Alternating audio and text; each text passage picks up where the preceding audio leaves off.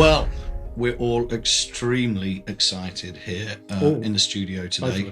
Yep. All right, Sean. Because we've actually got an exciting plugin to review. Sean, introduce it. Relab Developments Lx480.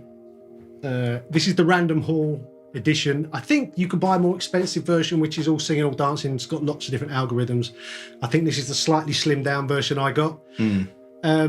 It's basically a copy of the classic Lexicon. It looks like the Lark controller that everyone had sat on their SSLs. That's where I'm at. You know, I've not heard this plugin, but I've seen this on a lot of big mixing consoles as a grown-up engineer. Yeah, you did used to see the remote. It was called the Lark. It sat on the mixing desk, and it allowed you to get to the controls of the reverb, which was actually like a 6U rack thing hidden at the back of the studio, generating lots of heat. So it had to be out of the way.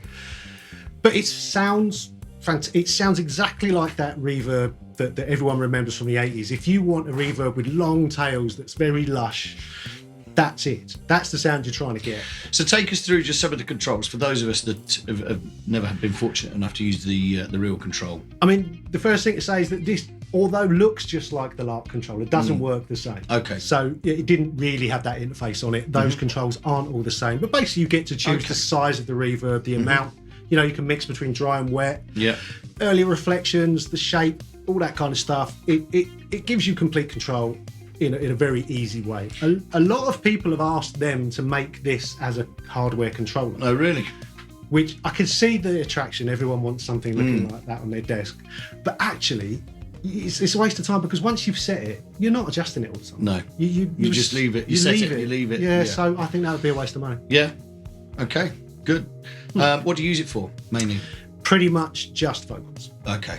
I mean, it will do lots of interesting things. I have used it on drums and I've used it on pads, but basically if I've got a vocal that's going to be, front and center in the mix, and I want a lush reverb on it, I'll use that. That's the one you go. So, again, I think you've answered your own question. Well, it's my question. Sean, is the LX480 Random Hall reverb shit? No, it's not shit. I really like it. I will say one thing.